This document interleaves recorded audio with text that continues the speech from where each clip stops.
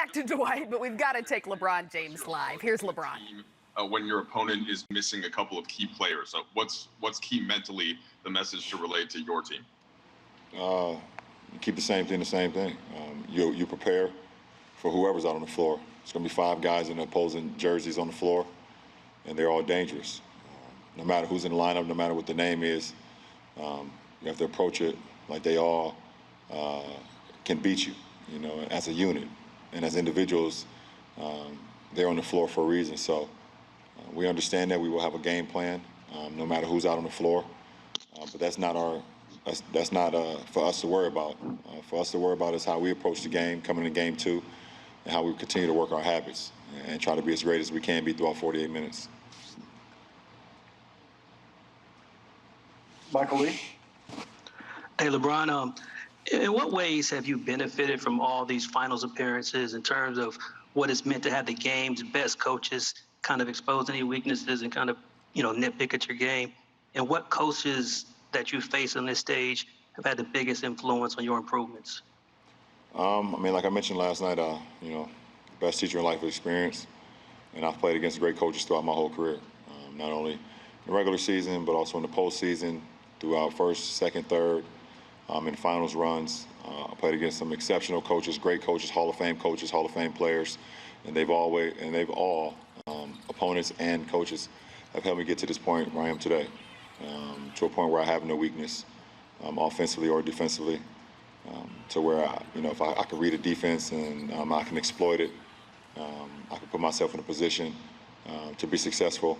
Doesn't mean that the ball goes in all the time, but I'm not there's nothing that on the floor that I cannot do at this point in my career, and that's all because of the competition and the adversity and the losses and everything I've been throughout the course of my career. That at that point in time, I said, okay, well, I got to work on that because that's what they're allowing me to have, and now I got to work on this because they're shutting this down in my game. So, it's just all, like I said, the best teacher in life is experience, and I've experienced it all. LeBron, last night you were so excited to get back into the film and just kind of go over what had happened in Game 1. How late did you stay up watching last night? And then today, have you guys gotten together and also to watch film? And then also, I was wondering what your biggest takeaways were from that review. Set up to about 4:30 in the morning last night. Breaking down the film individually. Watching and seeing things that we did throughout the course of the game, seeing ways we were great, seeing ways where we're not so great, and a lot of them was things that we can control. We're playing against an exceptional basketball team, obviously great coached, so we have to continue to understand that coming into Game 2. It was great to get with the guys today earlier and go over the film and like I said, see things that we can do a lot better, both offensively and defensively. They're going to make adjustments in Game 2. And we need to be ready for that. So we can't come out with the energy that we had in Game 1 and go down 23-10 and expect a different result or expect the same result as we had in Game 1. So we look forward to that challenge. Allison? I'll start with Dave McMenamin. LeBron, when a player's been in the league as long as you have, 17 years, and been in the league in an era where players move from team to team often, something like this is bound to happen. But what's it like going up against a guy like Jay Crowder, who you had playoff battles when he was in Boston, then you were teammates, and now here you are going against one another again with the finals on the line and having some physical moments in Game 1? It's like every other individual I've went against in this playoff run. Morgan? Hey, LeBron, we talk about your leadership and how much you're able to help teach your teammates. What does that look like during the regular season versus during the finals? I think for me, it's all about how you approach, being a professional, and that's both on and off the floor. How you show up to work, how you walk, how you move, how you prepare. It's not all about just talking about it, it's how you be about it as well. And leadership is not, you don't get to pick 2 or 3 days. Friday. No, it's an everyday thing. both on the court and off the court. So, I try to lead by example. I lead by my voice as well. But I put the work in. And I think, my guys see how much I put the work in, and they allow me to lead them. And I respect them for that. And I'm humbled by that as well. All right, Gary? LeBron, non-finals question. One of your rookie basketball cards bid for $1.8 million and another bid for $900,000. I mean, given your kind of humble beginnings, I mean, what do you think of that when, I mean, you're still playing and it's not like you're Honus Wagner or Babe Ruth or something. I mean, how do you kind of take that in when somebody's paying $1.8 million for your rookie card? I think it's pretty cool. That's the first thing I think about, and think about where I come from. Hearing those numbers, you didn't hear those numbers much growing up, obviously where I'm from. And the second thing I think about is I have 2 rookie cards of my own, so I'll be good for a very, very long time. No matter what happens, I'm good. Sorry, Sam. LeBron, a couple days ago you talked about when it comes to what's happening in the world right now, controlling what you can control. On the voting front, the Washington Post today had a story come out saying that the players have gone from, I think, 22% to 85% representation. That's you guys controlling what you can control. How much pride do you take in that? And do you feel like that message is landing and will make a mark? That is the hope. Sam, that's the hope every day that you can educate and you can get people motivated to go out and create change. And I've just tried to put not only myself but my team in a position to be able to educate whoever needs it, and to encourage and to empower people in our communities. Like I said, we always talk about change in our communities. We want change. We want to see this. We want to see that. We have the opportunity to do so. And it's an honor for me to be in a position where I can have a platform and I can have a support system and I can have a group of people that we can put together a plan and then execute that and give it back. And it's also very humbling as well to hear that number, that percentage go from the low 20s to the 80s. It's something that we want to continue to grow. Hopefully we can be in the 90s by next week and even higher in the higher 90s by November. We want to continue that. Also, I had a lot of the volunteer poll workers in the virtual fan thing last night, 40 of them to be exact. And we have over 10,000 volunteers right now with more than a vote, with a campaign that we're doing, an initiative that we're doing, and hopefully we can continue to get 11,000 tomorrow and 12,000, and continue to grow that because it's so important. We understand that, especially with COVID going around and not having the elderly out of their homes and doing those things. So having the younger generation being able to come in and help out in such a difficult time right now with the virus that's going on still, is very, very key. So like I said, I'm proud of where we are, but we have a lot more room to go, and hopefully we continue to do that. All right, Jeff.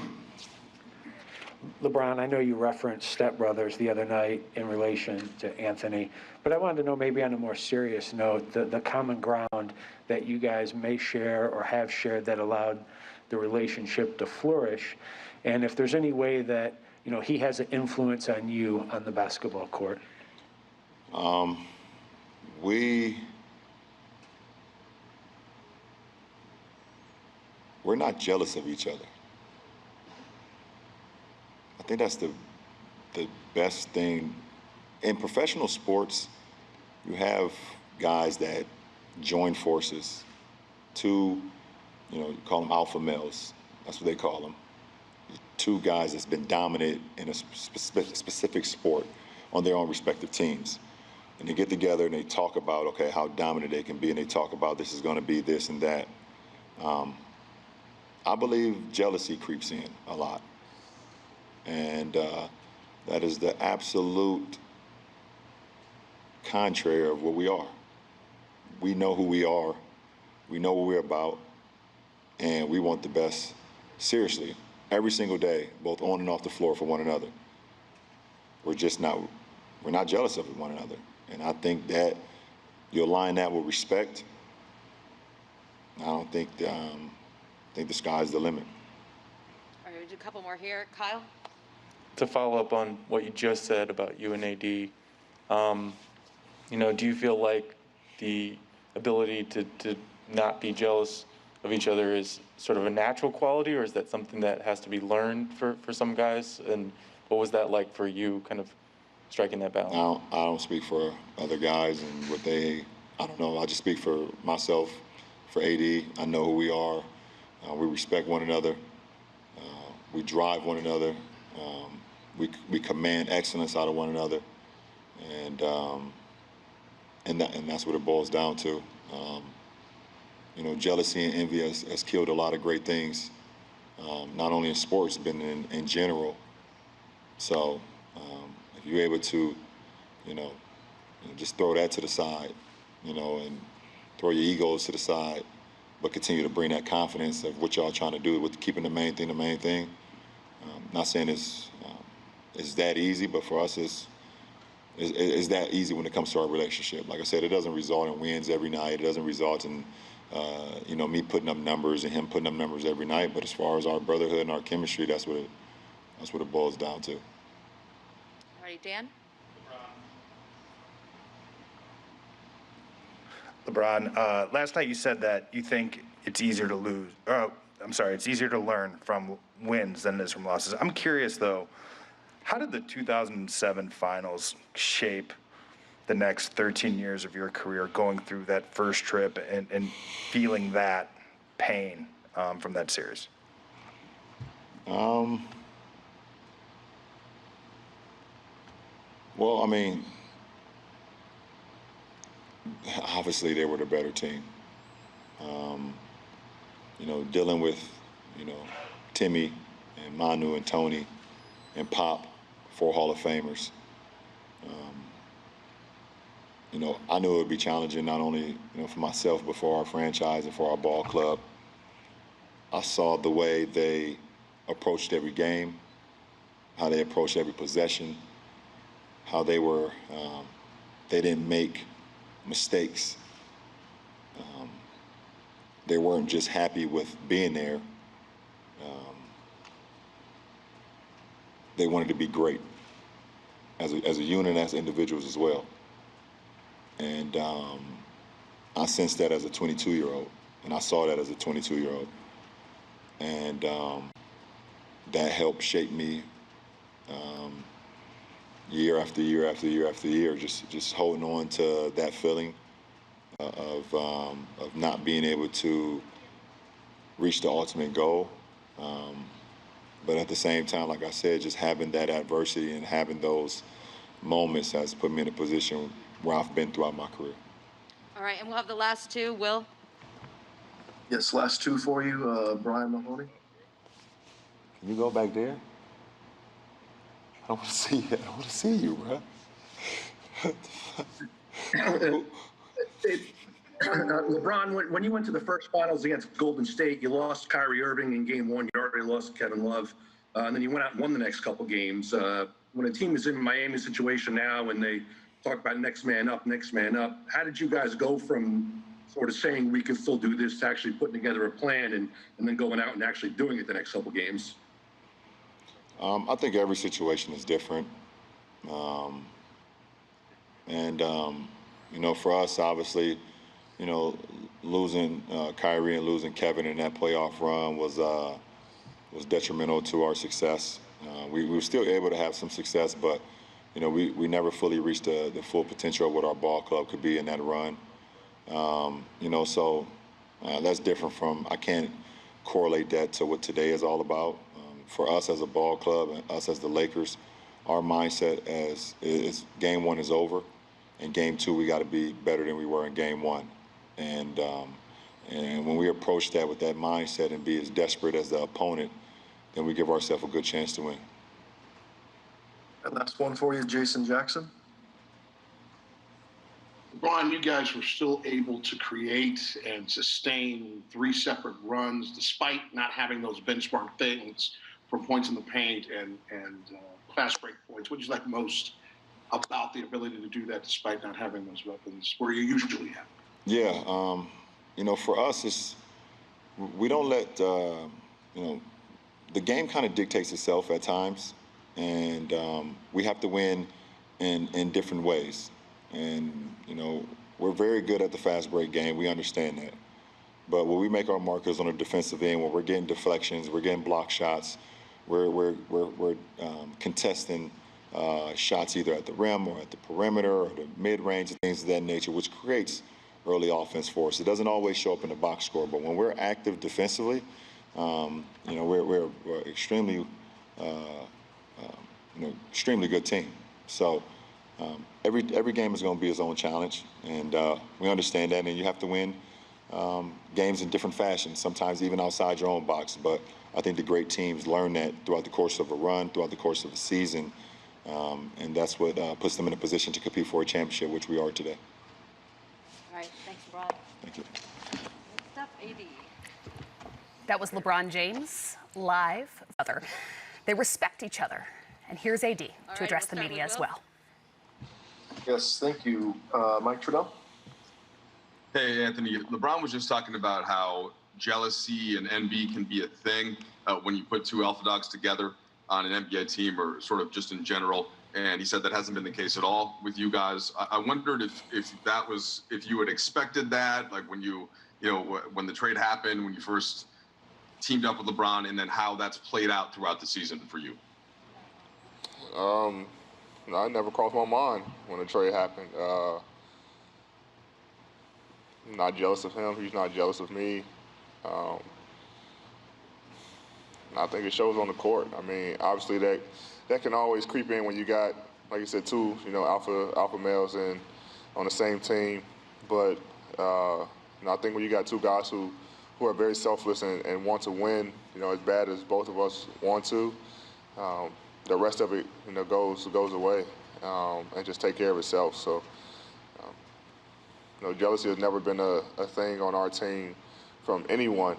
Everyone is extremely excited for the other guy. When guys get awards or accolades, our team is the first one to congratulate them. So and we make sure that we bring it up in film or after the game or whenever we see it.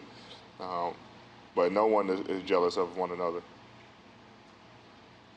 AD, you talked last night about how, there were the little nerves at first, but then once you start playing the game, they go away, and now you're just playing basketball.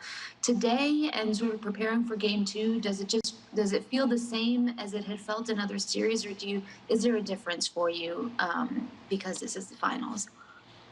It was the same in other series. It was always at game 1 because you want to play so well and get off to a 1-0 start, but now, you had that game 1. You had what it's going to feel like. You know what it takes. Now it's just about going out and competing at a high level. The adjustments you have to make. You know what you can do better. You know what you did well. And so for me, game 2, I think will be a lot more easier for me from a nerve standpoint to just go out there and play. Allison.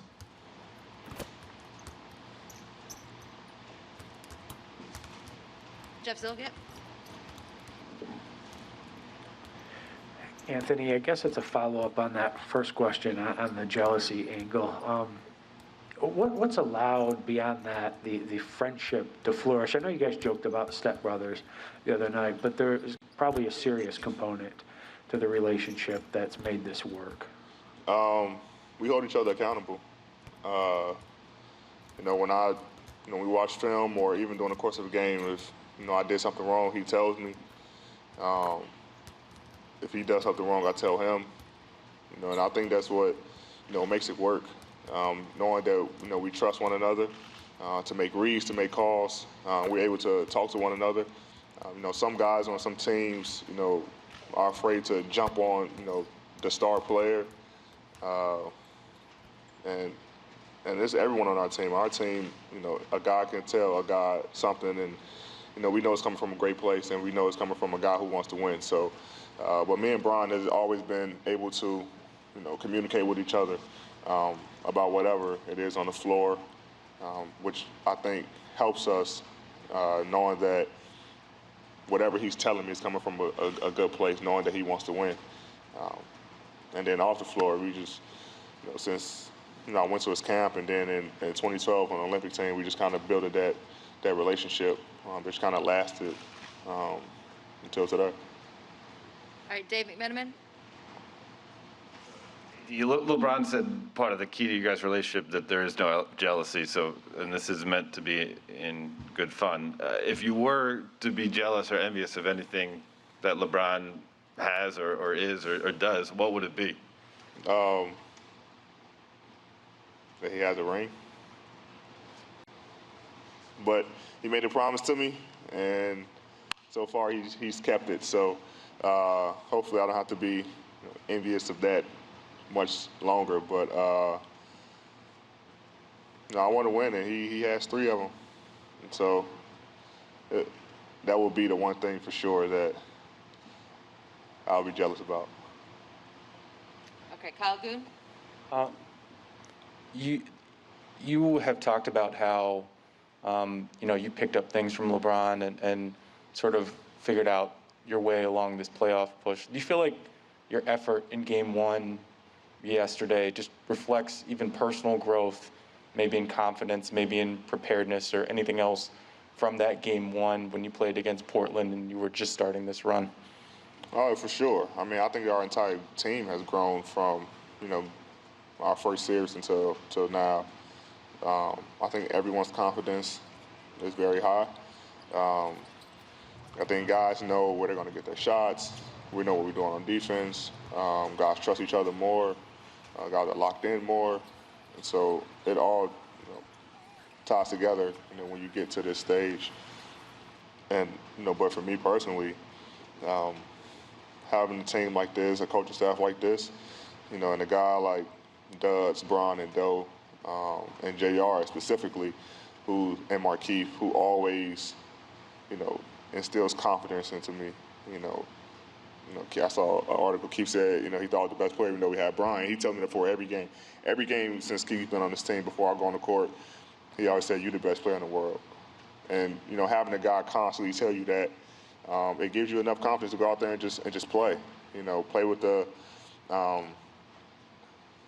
swag that you have. And, when you have guys always talking to you in your ear about greatness and seeing Bron, how great he is and the things he do on the floor, and guys on our team as well who does great things on the floor, it makes you want to be better. It makes you want to fit in with that group.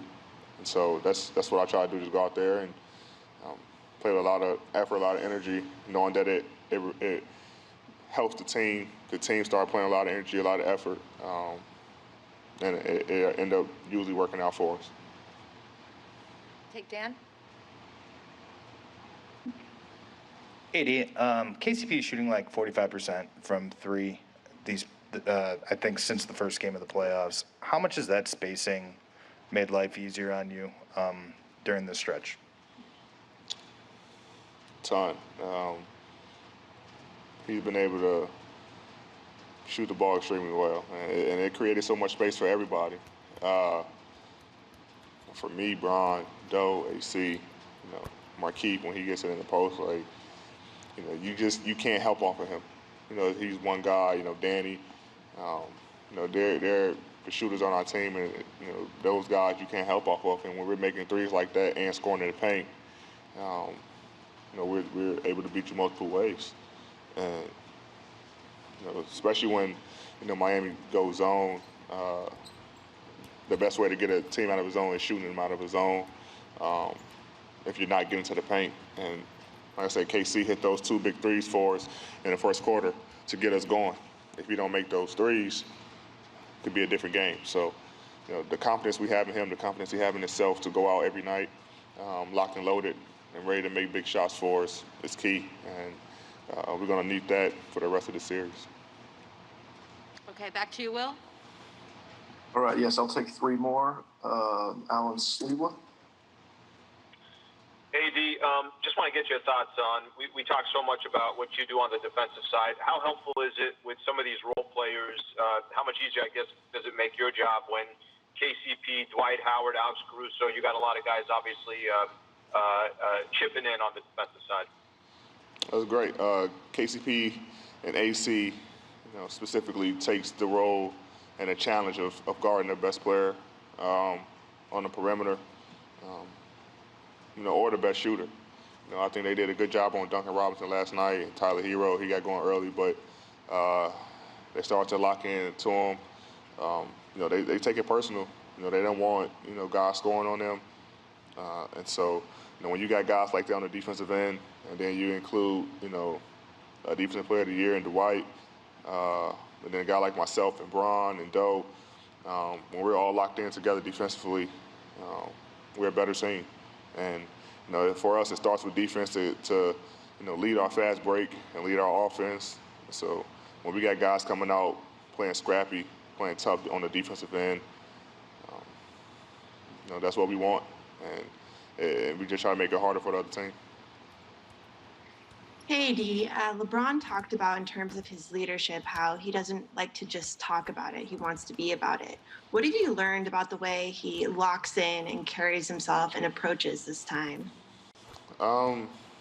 He's absolutely right. I mean, he'll say something, but at the same time, he even wants to make sure that he's short on the floor.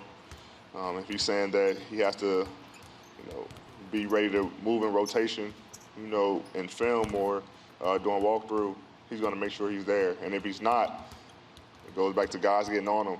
And, he says, my bad, won't happen again. Or he knows during the game, like he tells everybody my fault. So, we've never been a team to, not do what you preach. And, especially him, he's very locked in right now into the game plan.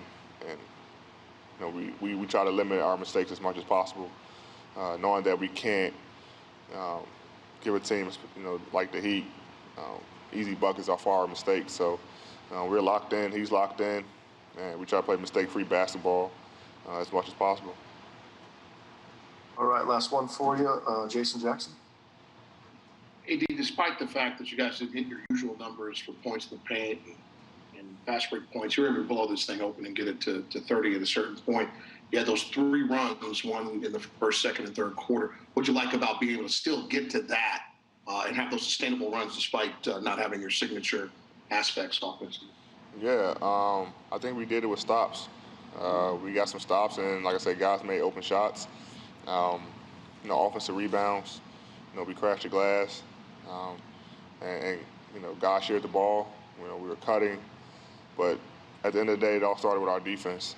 To be able to limit, a great scoring team, who could shoot, with their shooters, and also get to the paint and get to the free throw lines. And we were able to limit those scoring options for them and be able to go on the other end and score ourselves. So, as long as we keep playing defense and keep doing the things we're doing defensively, then we should be fine. All right, thanks, AD. Thanks, everybody. We're open for... Media availability continues on NBA TV after the break with our Jared Greenberg sitting down with Lakers guards. Outscored the Heat by 45 points, 75-30. They hit 11 threes as well, despite the Heat's early 25-12 lead with 3:45 to go in the first. Our Jared Greenberg spoke with Lakers guard Rajon Rondo moments ago. Let's listen. You get on the court last night, and it's been 10 years since your last finals appearance. And I know this is totally different than what we've become accustomed to in the finals, this environment, but is there any part of you that's like, wow, that's either you appreciate it more, or it's like, wow, it's been 10 years? Well, I'll definitely appreciate it more. Obviously, I think I went to the finals 2 out of 3 years in the beginning of my career, or 2 out of 4, and thinking you're going to continue to go back over and over again, and it just doesn't happen, So I'm very fortunate to be in a situation again, and even better opportunity to have my son with me. So he's obviously here to see me enjoy this type of moment and see this opportunity, me being in the finals. Maybe my last time, next year, who never knows, but obviously taking a moment in the S today. Are you about to announce something here about your career? No, you just never know. Right. Nothing's guaranteed. Right. Nothing's promised. Tomorrow isn't promised, and just seizing the moment and living in the moment. I'm always fascinated talking to professional athletes about the weight of a win versus the weight of a loss. And I'm curious how much 2010 still weighs on you, and if I don't know if vindicate's the right word, but can you kind of wash that out of your system by winning the finals this year? You can't wash out your system, but it's always, I always say you're only as good as your last game. And obviously my last finals we lost 3-2. We're up 3-2, lost it. And this one in particular, being up again in this series, understanding that, it isn't for granted that just because you have a lead in the series, you're guaranteed to win the finals. So that was been kind of my message, sharing with those guys yesterday as far as us going up 1-0. If you look at it in a regular season format or regular standard playoff format, we won our first home game. That's it. We did nothing special. They say obviously the series doesn't start until somebody wins on the opposite court. So, I think the pressure's still on us to win game 2 tomorrow. How much do you take pride in telling the young players what to expect in these situations? It's not too many young guys we have on our team. Obviously a couple first guys, AC, Kuz. But other than that, for the most part, a lot of guys have been to the finals. KCP hasn't as well. But like I said, we have so many great veteran leaders. It's not necessarily a message I have to say to those guys. This is about going out and showing it with my play and consistency on the off days and getting the work in. So I've heard you don't like the nickname Playoff Rondo. But why not? I don't know. I just never been a fan of it. I think I've been pretty consistent in my career. Due to a couple of injuries early on or after my run in Boston. Other than that, I think I've been pretty consistent in my play. And you're only as good as your coach believes in you. And fortunately, I've been given an opportunity that I've played for a lot of coaches that has allowed me to be myself, even more so in the playoffs with giving me the ball and my minutes go up. Coach Vogel's talked so much about how you've almost been part of the coaching staff this year, particularly when you were out, first with the hand and then with your back injury. And I've observed something that I don't know that I've ever seen before with a LeBron James team, where somebody else on the court other than LeBron is gathering guys together at the free throw line or calling out plays or, instructing guys what to do. How has he taken that and how did you get that figured out over the last couple of years? Oh, well, I've been doing it my whole career. Obviously getting the big three together. Me winning at 21 years old. I think I'm probably one of the youngest besides Magic to win at that age, at early age. And those guys are giving me the respect, earn their respect on and off the court. And like I said, my message when I do hold the guys up is always from a coaching standpoint, as far as me being an extension of the coach out there on the floor. So we want to relay that message, keep guys on the same page and understand the big picture each possession and how that we can value each possession. In terms of the Lakers' history, just specifically in Los Angeles, you have the opportunity to do something that's never been done in the history of the NBA. You can become the first guy ever to win a championship with the Celtics and also with the Los Angeles Lakers. What does that mean to you, the two most historic franchises in the NBA? It's funny, I always said that even last year when I signed with the Lakers, even though we have a great year last year, but I said that from jump. I wanted to look up the history and see if any player has done it. And, what better way to, end the back end of part of my career is winning another championship and to do it with one of the most, if not the most storied franchise in history.